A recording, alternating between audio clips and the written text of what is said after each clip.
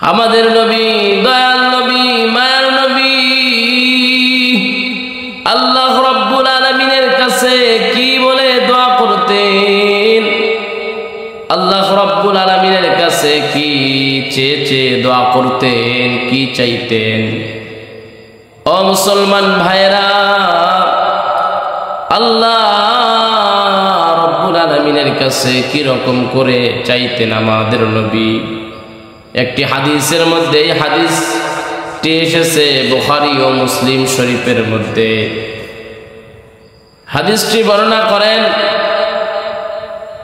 وعن أنس رضي الله تعالى عنه, হযরত আনাস রাদিয়াল্লাহু তাআলা আনহু হতে বর্ণিত, ক্বালা, তিনি বলেন, কান আকসারু দুআইন নবী সাল্লাল্লাহু আলাইহি ওয়াসাল্লাম, নবী করিম সাল্লাল্লাহু আলাইহি ওয়াসাল্লাম অধিকাংশ সময় এই দোয়া করতেন আল্লাহ রাব্বুল আলামিনের কাছে, রব্বানা আতিনা ফিদ দুনিয়া হাসানাতাও ওয়া ফিল আখিরাতি হাসানাতাও ওয়া কিনা আযাবান নার।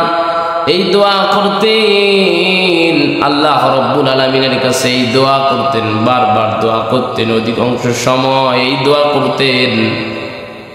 আল্লাহ রাসূল বলতেন, আল্লাহুম্মা, হে আল্লাহ, আতিনা, আমাদেরকে দান করুন, ফিদ দুনিয়া হাসানা, পৃথিবীর যত প্রকারের কল্যাণ আছে আমাদেরকে দান করুন।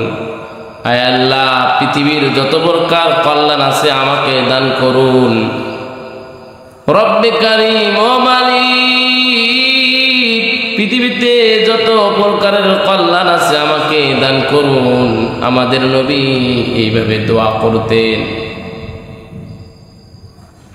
ওয়াফিল আখিরাতি হাসানা, পরকালের কল্যাণ আমাকে দান করুন। পরকালের কল্যাণের জন্য আল্লাহ রাসূল দোয়া করতেন।